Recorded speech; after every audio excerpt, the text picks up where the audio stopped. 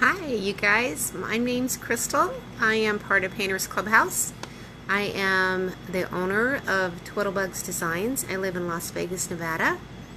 I've been here almost all my life. My parents moved here when I was just a baby, and so I've grown up here, raised my children here, still live here today. Anyway, and I wanted to share with you today some of the stuff that I'm doing. Tamara asked me to share some lettering style with you. Part of it includes a drop shadow. Part of it is how I use a stencil to make something that appears to be more like just a calligraphy, handwritten type stuff. So I'm going to get my phone turned around and get you started so that you can see what's going on.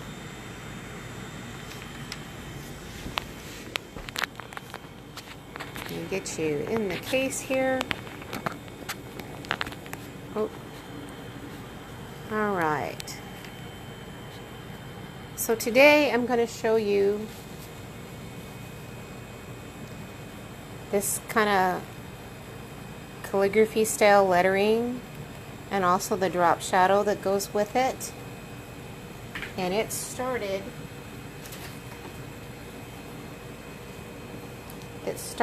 as this stencil.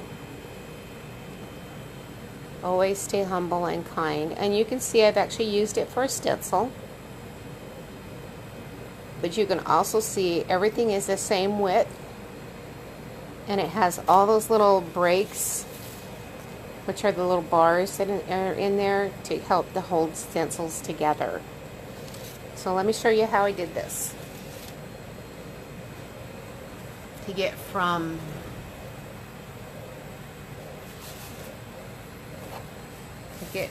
this to something that looks more like this, more hand lettered.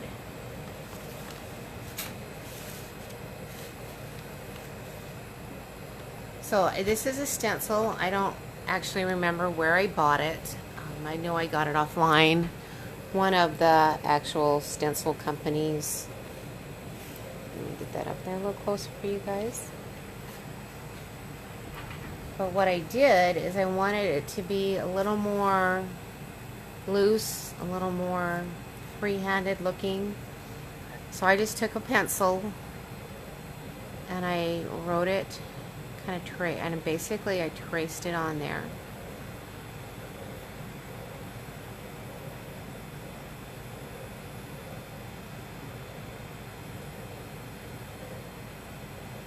Like I said, I liked it, but I wanted it to be a little more handwritten looking versus a stencil, and I wanted a little more variety in the thickness and thinness of the lettering.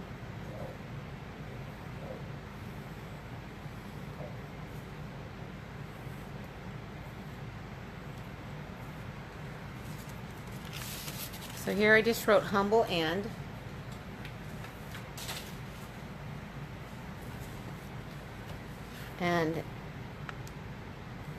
this is what I started with to get to this point right here. I use a flat brush, and I would say it's a certain size, but like I'm going to use a 4 flat. I use a flat brush because that's what I learned to paint with. I know a lot of the girls use filberts, but I'm very comfortable with a flat brush. So that's what I'm going to start with. And like I said, this is from brand to brand. Even though they might be the same size, they are different sizes. You can see this one is from Lowell Cornell, this blue one, and it's a size 4 flat. This is from Da Vinci. It is also 4 flat, and you can see the difference in the width of the brush, how wide the bristles are, even though they're listed as the same size. But I'm going to start with some black paint, and always use a fresh puddle of paint when you're doing lettering. Always, and I'm tapping that and working that into my brush. Then I'll come over here and just tap it out and get rid of the excess moisture. Now you can see that this is the same thing that I started with here, but how much bigger this looks than what this is. And it just kind of depends on how you, like what side of the line you stick to, and how much you'll draw it out. So I'm going to start up here at the top of the H, and I'm going to press on the downstroke, and I'm actually going to go past where the actual line, traced line stopped. And as I come up here on the top, I'm going to come around and see I'm just kind of basically kind of following that line just a little bit. And so like my upstrokes are fairly thin, and I come around the curve and slide down, and my downstrokes have a lot more pressure on them, and you can see how they get wide as I come back up. Using the chisel edge of that brush, see how it's still flat? And I want it to have a little more curviness, I guess, to it. So I'm going to add this part. Again, I'm just going to work it into my brush. I'm basically going to kind of come across where I stopped, and then I'm going to bring it down and press. Again, I try to like reload after every letter. Now I wasn't super crazy about the U on this, but I'm gonna, it didn't look a whole lot like a U, but I'm gonna come up above it, skinny on the up, pressure on the down, skinny on the up to connect.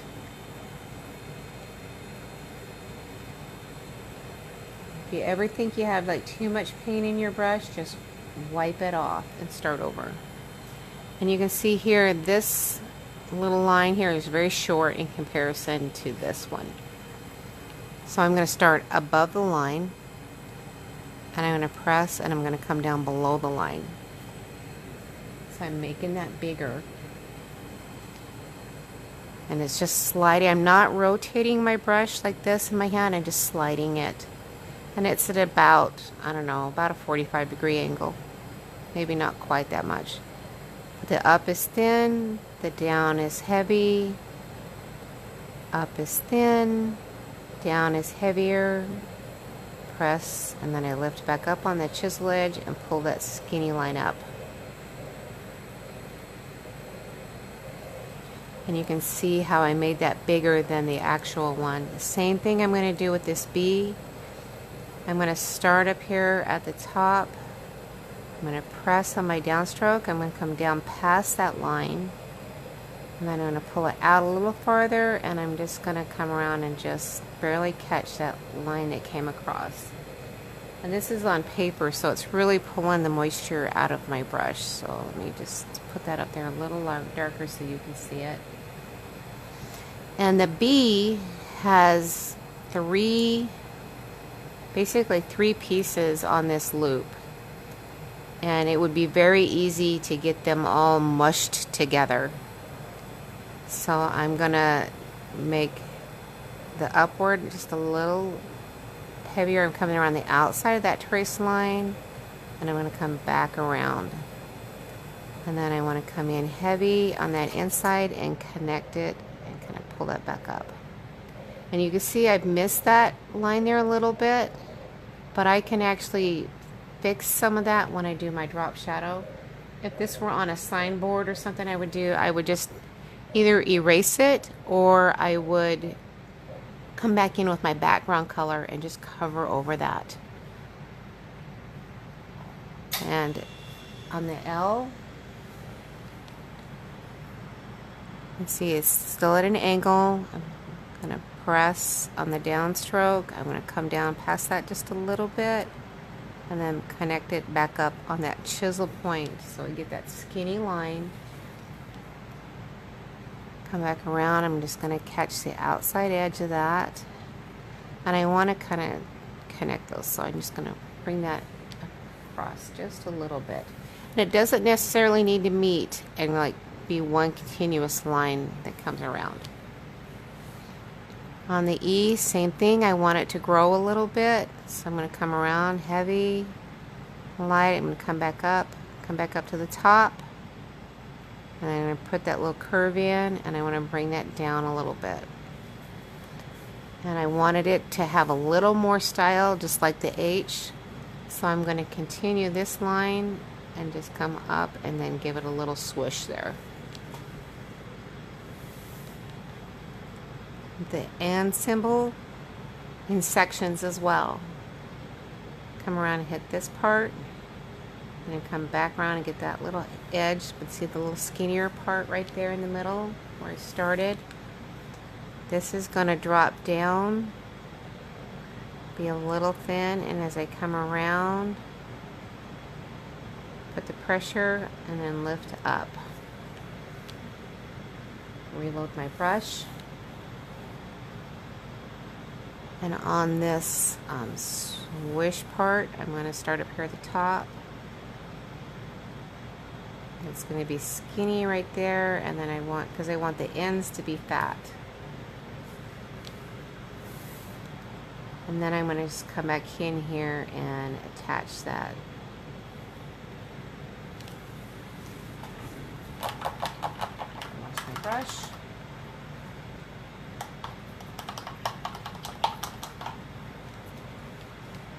I don't want to leave any paint sitting in it.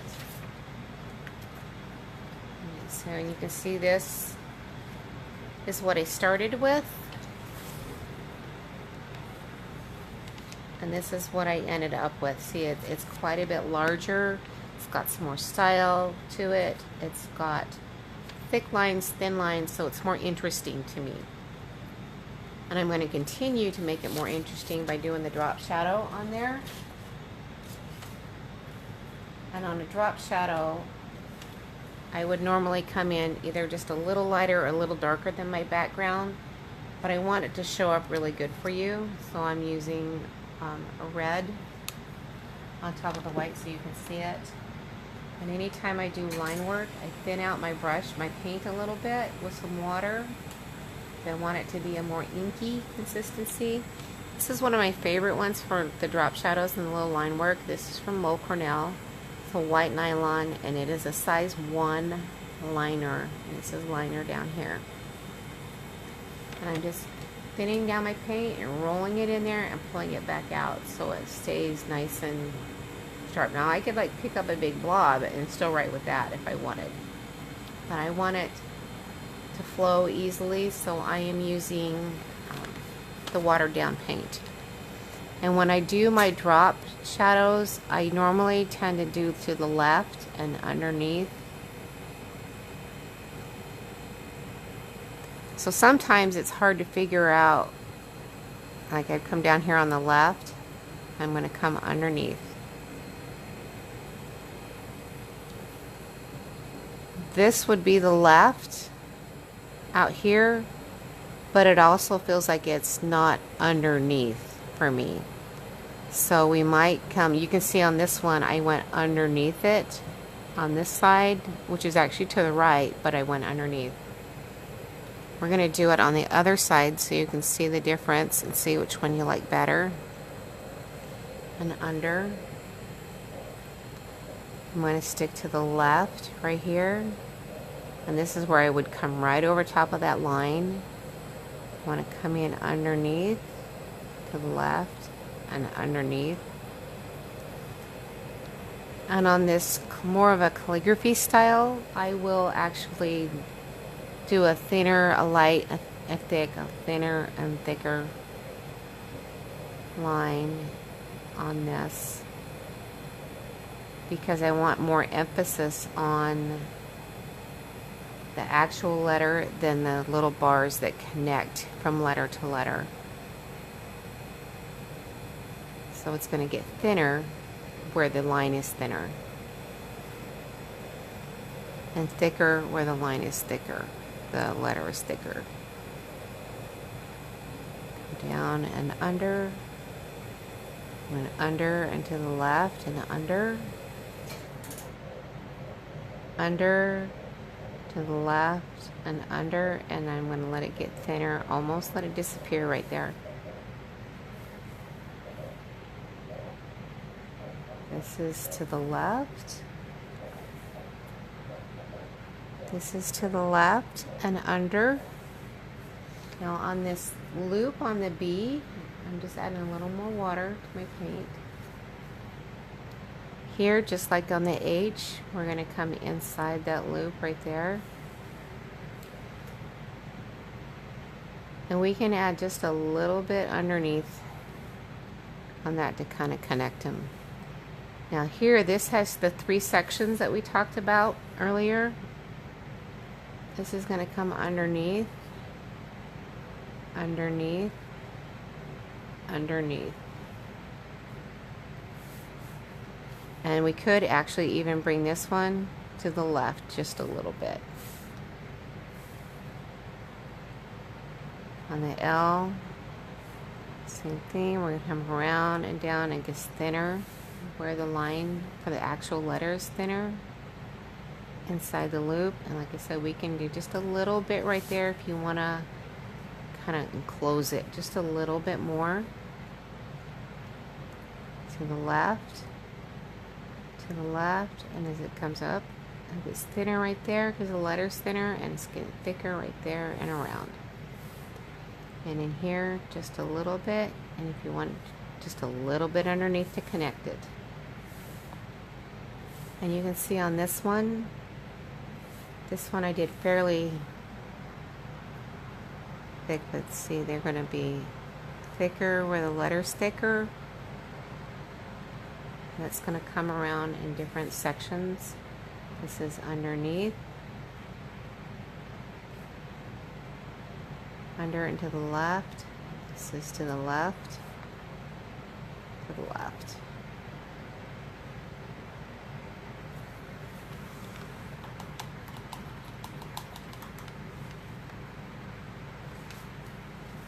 And we've gone from a pretty stencil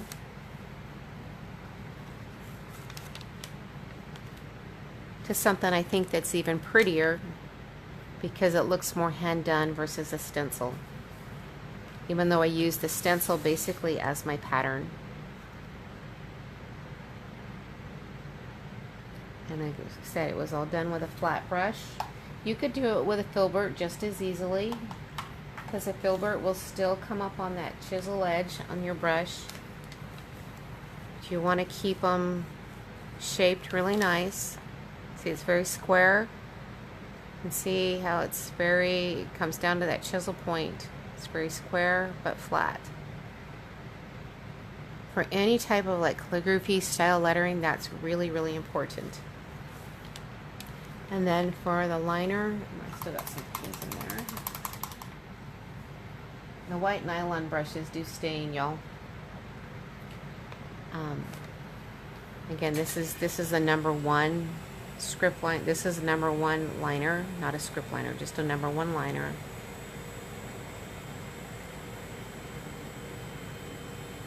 And I thin down my paint when I do my drop shadow. So you can see what we started with and what we ended with, and I think this is much prettier, but this is a great place to start. And if I were to continue, I'd just be humble and kind. And then I also had this stream.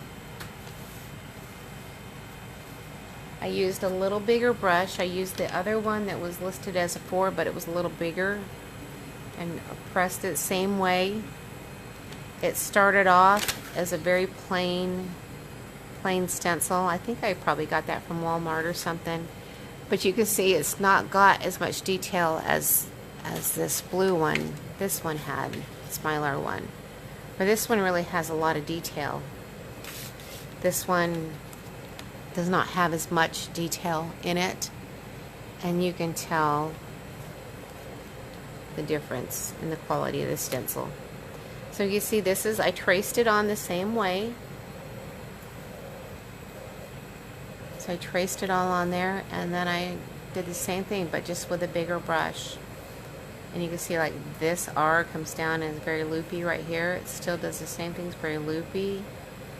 They follow pretty much the same thing.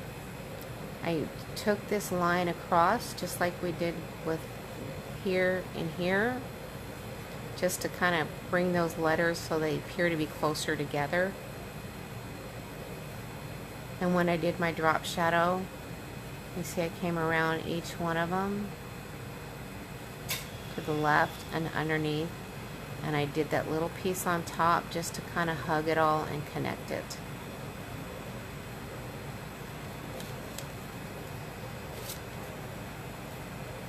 So look at your stencils, see what you can do, what you can use them with, how you can change them. And it's a great place to start if you're not comfortable with like your own lettering. It's a great place to start. And we want you to always be humble and kind, and we want you to dream and do your best.